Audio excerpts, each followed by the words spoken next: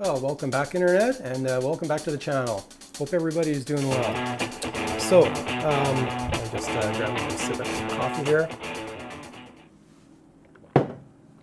So, I've been up to a project here. This is something that I have not found anywhere on YouTube. It's very difficult to make your own D1-4, D1-3 or 6 back plates on lathe chucks. And the big issue really has to do with here's a chuck that's off already. Everybody would know. There's a taper right here, and the relationship between the taper and the back plate, which is also represented by the cam. You can look at the cam as being on the same plane as the back plate of the chuck. Is very high tolerance. So you need to get the distance perfect for the taper, and where it starts and where it ends relative to the back plate itself. Not an easy job to do on the lathe. One would think it is. I'm on my fourth or fifth try, literally fourth or fifth try. And just to prove to you, see all those back plates right there? I've gone through a few. So I think on my fifth try right now. All right, back at it here. So here's what I have so far. Now, normally I would have done this operation drilling on the lathe itself, and well, at least the taper.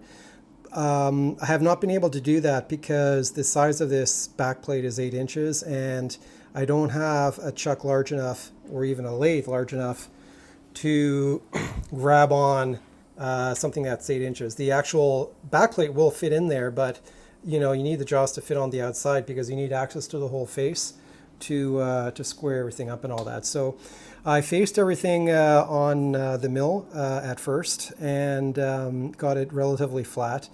And I used the PCD function right here to locate the holes for the cams. And I did that based on, I basically had to scour the internet. It wasn't that easy. I had to scour the internet and look at what some of the specs were, and then double check. One of the difficulties was, even after I figured all that out, was figuring out, well, how do you do the second row of holes that lock in the cam locks, right? This would be for the for not the set screw, but the shoulder head screw that locks in the cam. And this is at a different diameter from the center of the back plate as well too, right? Because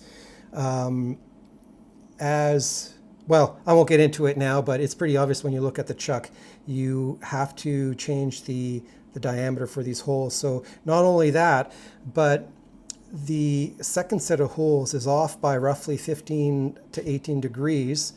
How do you do that without taking this whole thing off and moving it around, and then you've lost your reference?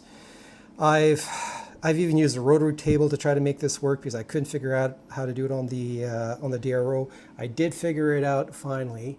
So I do have that working now, and I was able to offset by the required angle and then start the next 3 holes. But basically all this is just drilling, tapping, and counterboring.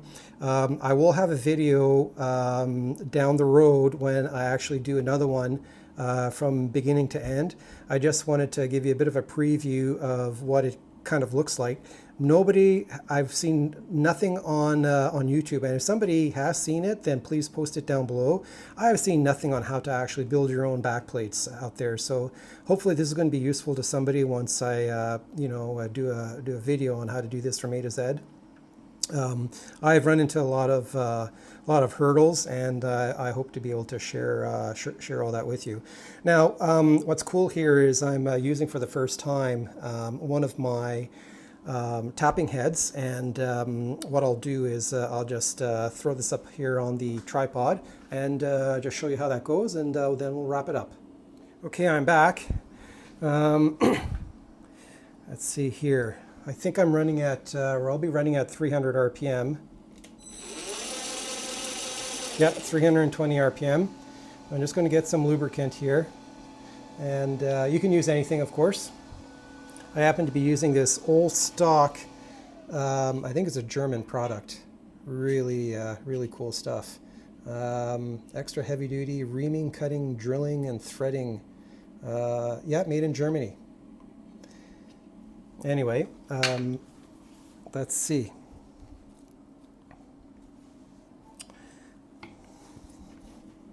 Get a stop ready. All right, let's fire her up.